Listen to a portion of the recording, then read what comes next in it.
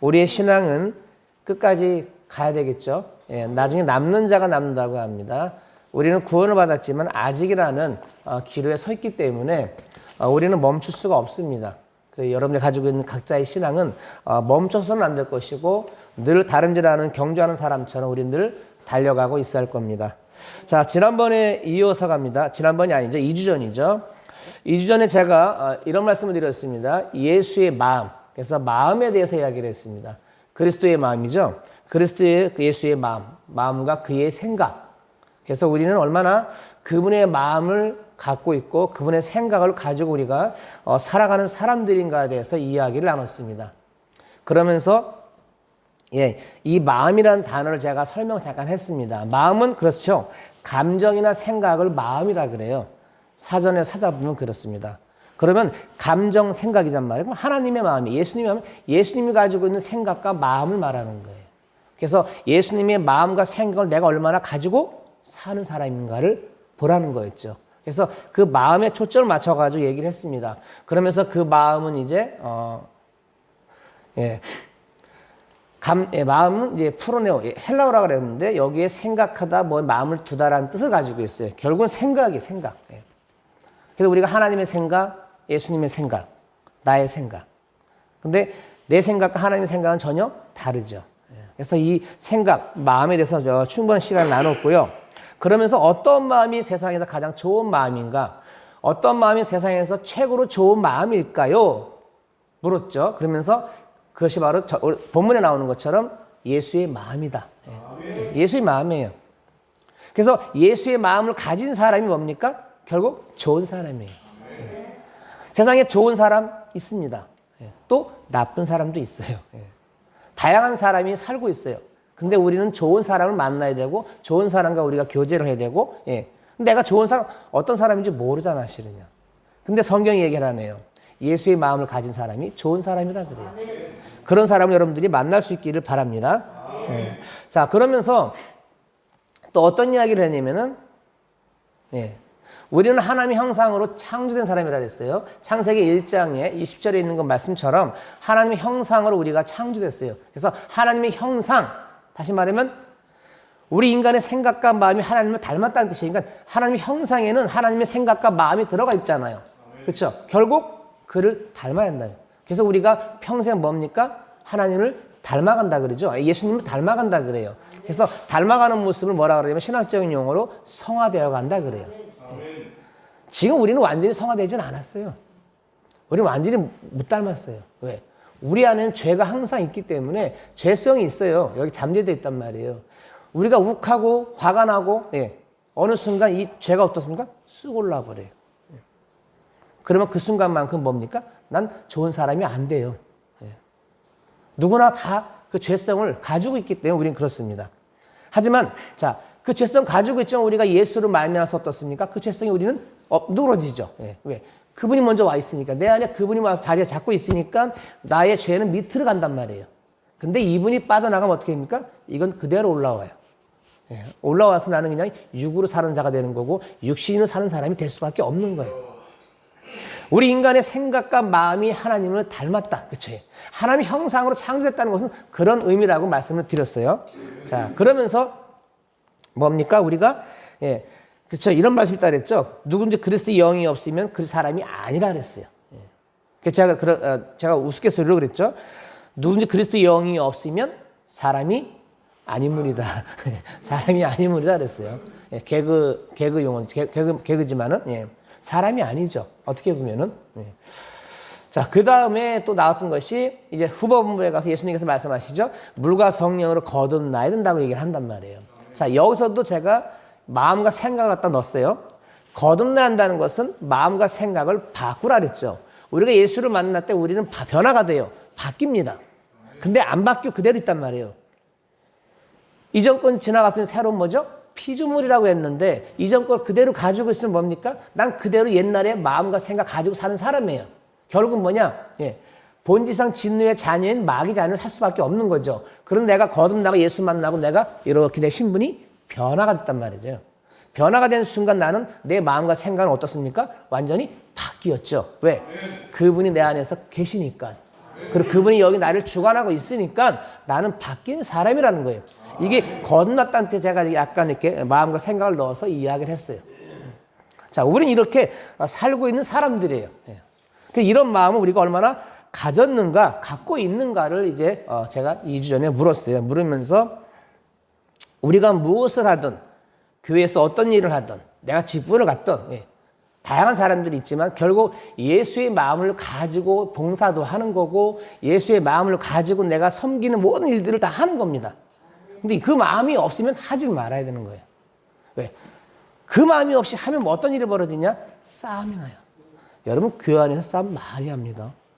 제가 부교육자 시절 때 싸움하는 거 많이 봤어요. 정말 많이 잘 싸웁니다. 왜? 그 순간 그런 생각 해보는 거죠. 내가 예수의 마음을 가진 사람이라면 한 번 더 생각하겠죠. 근데 그렇지가 않아요. 왜? 그 순간 올라와 버려요. 여기서 쑥 올라와서 그냥 여러분, 집사님, 권사님이 욕합니다. 목사도 욕해요. 왜? 사람이잖아요. 목사라고 별다른 사람 아니에요. 하나님 말씀만 전할 때만, 그쵸. 대신 저기 종으로 세워 있지만은 밖에 나가 생활할 때 여러분, 목사도 얼마든지 이게 올라와요. 똑같은 사람이기 때문에. 자, 여기까지 얘기했고, 이게 2주 전에 얘기한 거고, 결론을 말하면 이제 그리스도의 마음과 생각을 우리는 닮아야 되고, 그분을 우리가 품어야 된다고 이제 결론을 내렸어요. 세상에 예수를 믿는, 그쵸. 그리스도인들하고 다 예수를 닮은 것은 아니라 그랬죠. 아닙니다. 말하는 것과 생각하는 것, 그리고 생활하는 식이 전혀, 그쵸. 하나님을 닮지 않는 사람들이 얼마나 많은지 모른다 그랬어요. 사람들과 자신을 그리스도인이라 생각하죠. 난 그리스도인인데? 이렇게 말한단 말이에요. 하지만 하나님은 그러죠. 난 전혀 너 모르겠는데? 이렇게 말할 수가 있어요. 이거는 모릅니다. 그래서 우리는 항상 그리스도의 마음과 생각을 닮아야 한다. 그리고 우리가 그 예수의 마음을 우리가 품어야 한다. 그러면서 제가 예수의 마음이 어떤 거냐, 어떤 것을 품을 것이냐, 그것을 이제 오늘 이야기할 겁니다. 오늘 본문을 통해서 16절로 좀 늘렸죠. 이 안에 답이 있어요. 이런 마음을 내가 조금이라도 가지고 사시면은 나도 이제 예수의 마음을 품은 사람이구나 라고 돌아볼 수가 있을 겁니다. 자, 어떤 마음, 어떻게 우리가 그분의 마음을 우리가 품고 살아야 할까? 오늘 본문은 그러죠. 너희 안에 이 마음을 품으라 해요. 그래서 예수의 마음이니 그는 근본 하나님의 본체시나 하나님과 동등됨을 취할 것을 여기지 아니하시고라고 오늘 2장 5절과 6절에서 말씀을 합니다. 그래서 예수의 마음은 어떤 마음을 말하는 걸까? 어떤 마음일까? 자, 첫 번째입니다. 비움의 마음이에요. 오늘 여러분 본문의 6절이죠. 그는 근본 하나님의 본체시나 하나님과 동등됨을 취할 것으로 여기지 아니하시고 오히려 자기를 뭐죠?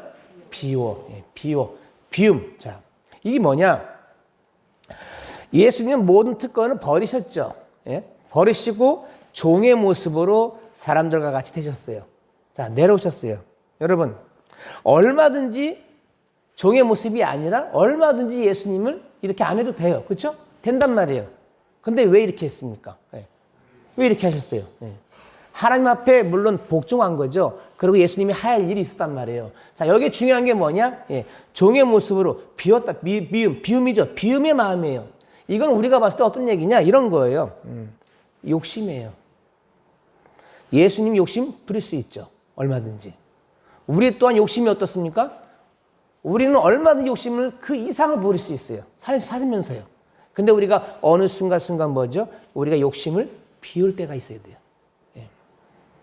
여러분, 크리스찬들이 왜 가끔 욕을 먹는 줄 아십니까? 이 매스컴에도 나오고 뭐 여러 가지 나오잖아요.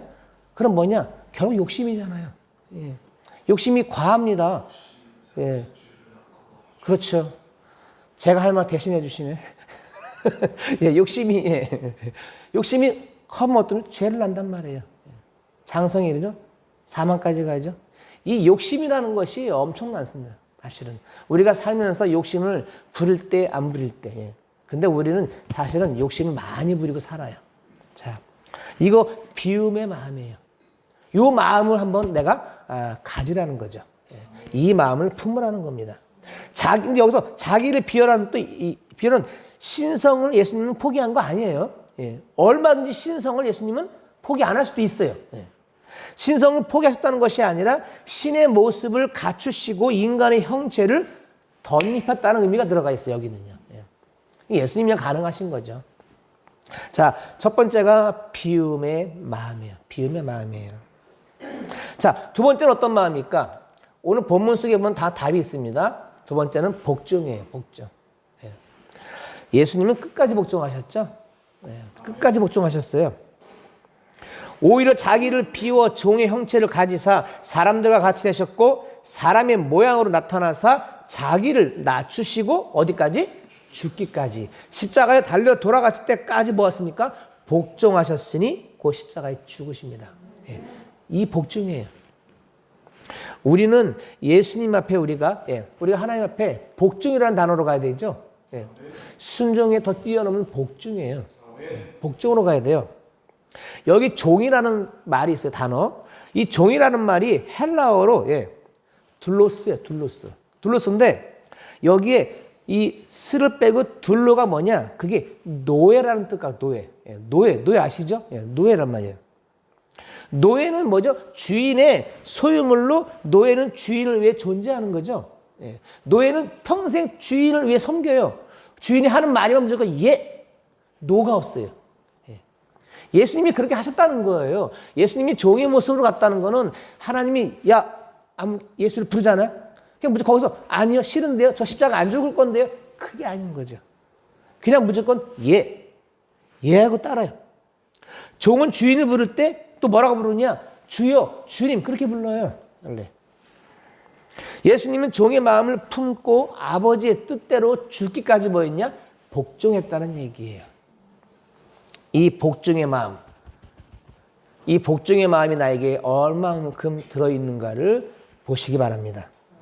그 다음에 세 번째 우리가 이걸 많이 기도해요. 이 부분을 하나님 저에게 겸손의 마음을 주시옵소서. 이 기도 우리가 많이 하죠.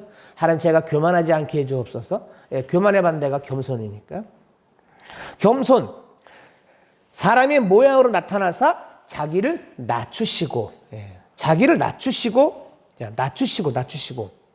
사람의 형상을 입고 하나님께 종의 신분 되신 것도 이미 자기를 낮추신 일이죠. 그렇잖아요? 낮추신 일이지만 인간이 되신 다음에도 자기의 모든 권리를 내어놓으시고 죽기까지 복종하심으로써 최상의 겸허한 모습을 우리에게 보이셨어요.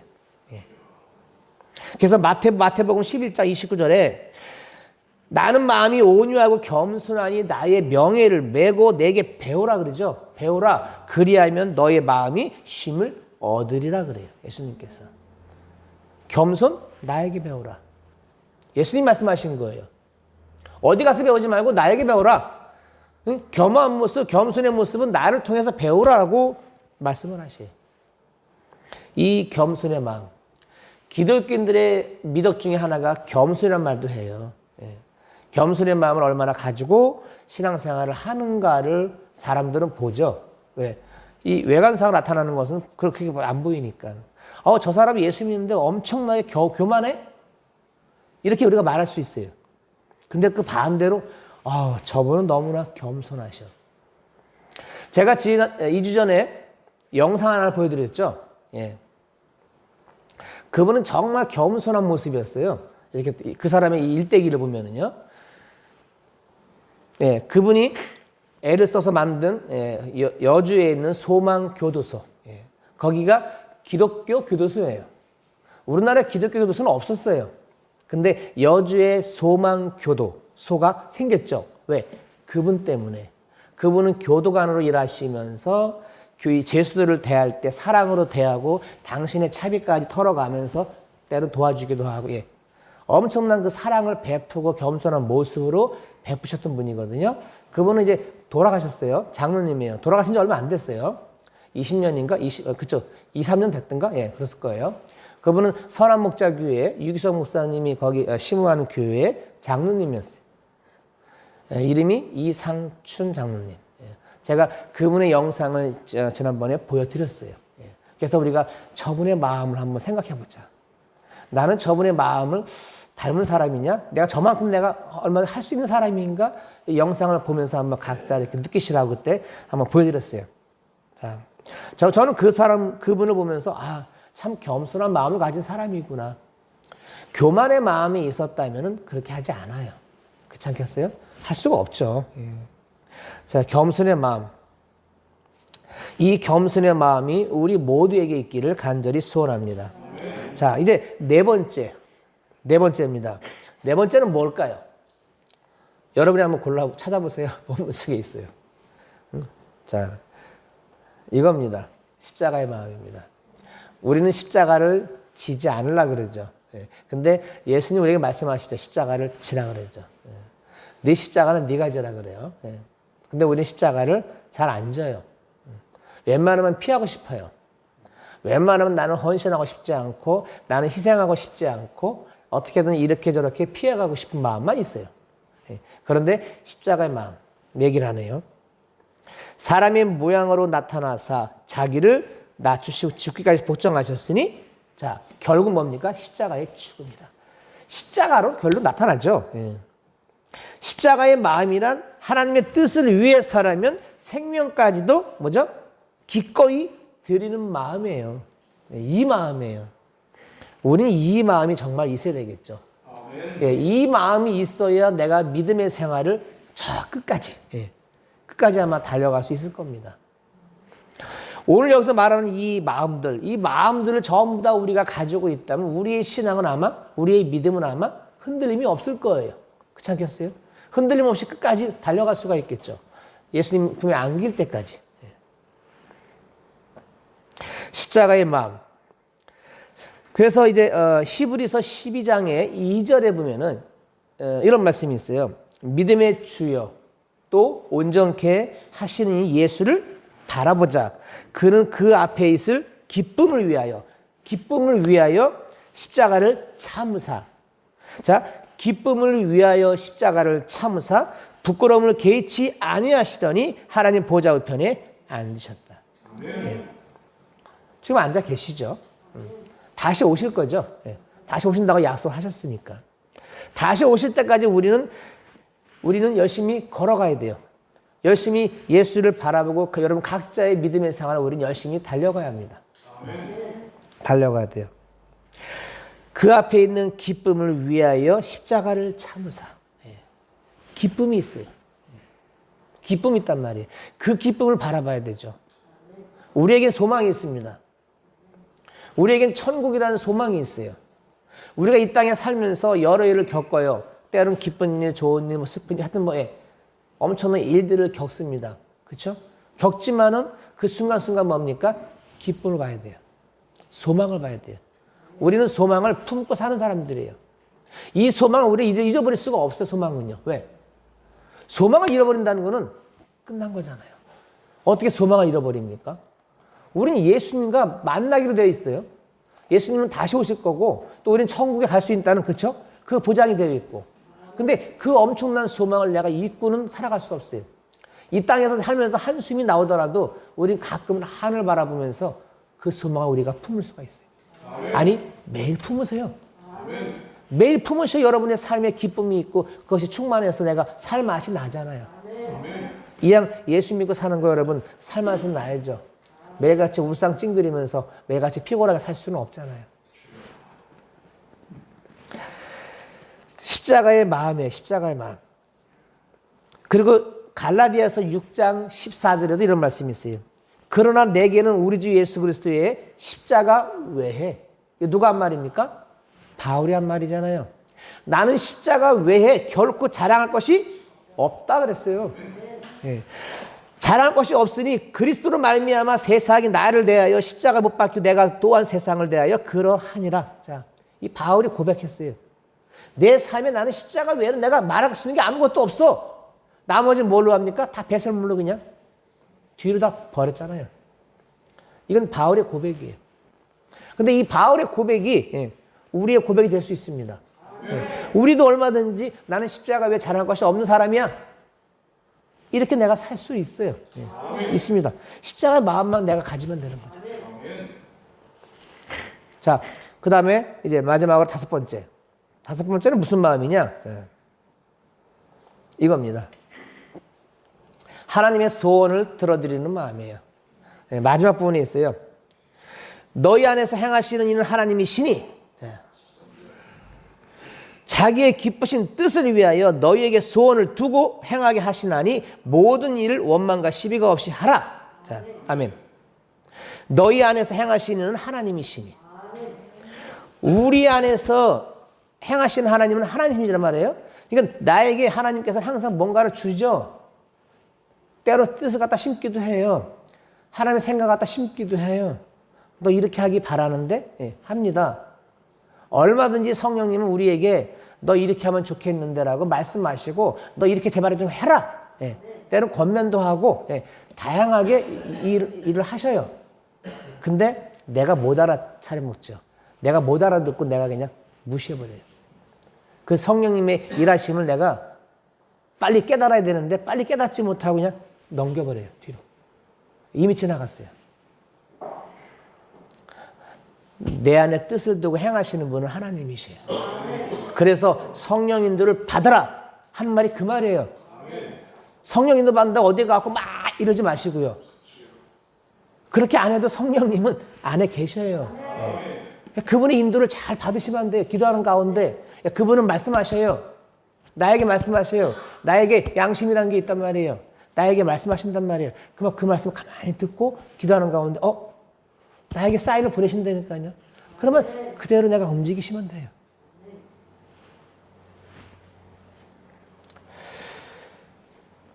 자기의 기쁜 뜻을 위하여 너에게 소원을 두고. 소원을 두셨죠. 우리에게 두셨어요. 두고 하나님의 선하신 뜻을 위하여, 그렇죠? 하나님의 뜻을 위하여 곧 사람들을 구원하시려는 자비로운 목적을 성취하기 위한 소원을 가지셨던 예수님의 그 마음. 결국 하나님은 욕심쟁이에요. 하나님은 하나님의 일을 하셔요.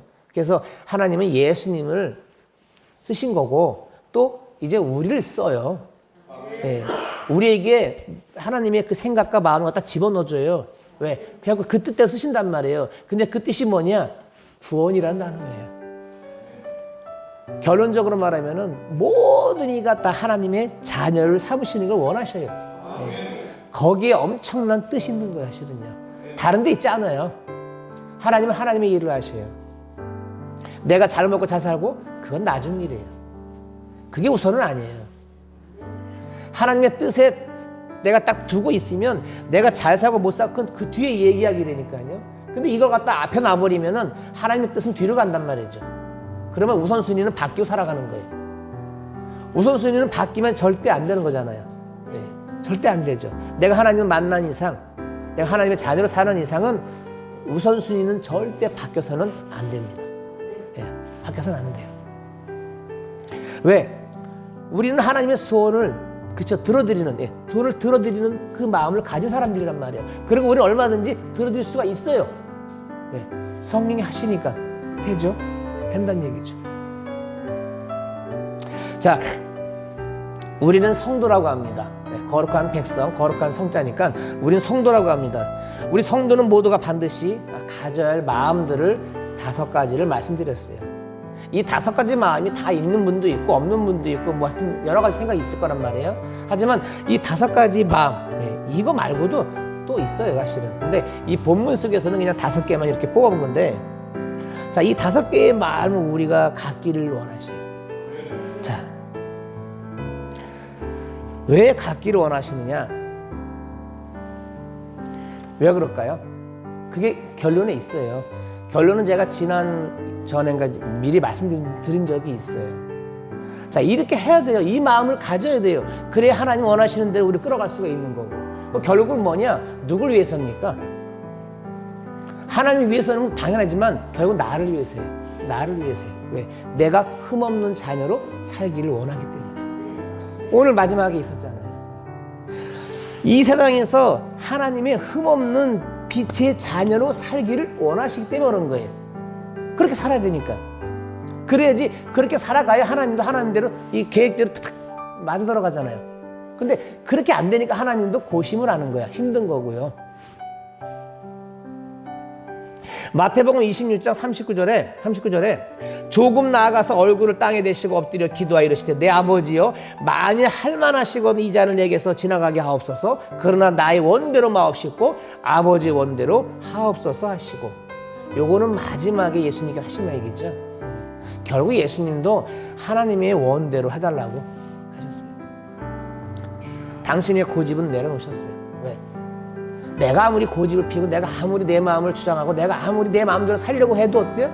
되지 않잖아요. 그걸 알고 내려놓으신 거죠. 당신 뜻대로 하십시오. 아버지 마음대로 하십시오. 라고 내어드립니다. 우리는 이 땅에 살면서 하나님의 흠없는 빛의 자녀로 살아가야 돼요. 누가 뭐래도. 그래서 오늘 2장 15절에 16절에서 말씀을 하시죠. 15, 16절 말씀을 합니다. 다 같이 읽어보겠습니다. 시작. 이는 너희가 흠이 없고 순전하여 어그러치고 거스른 세대 가운데서 하나님의 흠없는 자녀로 세상에서 그들 가운데 빛들로 나타내며 생명의 말씀을 밝혀 나의 다름질이 헛되지 아니하고 수고도 헛되지 아니하므로 그리스도의 날에 내가 자랑할 것이 있게 하려 함이라. 아멘. 예수님은 다시 오십니다. 예수님이 다시 올 때 나도 자랑할 게 있어야죠. 예수님이 다시 와갖고 보성아 너 어디 있냐 했을 때 내가 없어 보세요. 내가 있는 자리에 없어 보세요.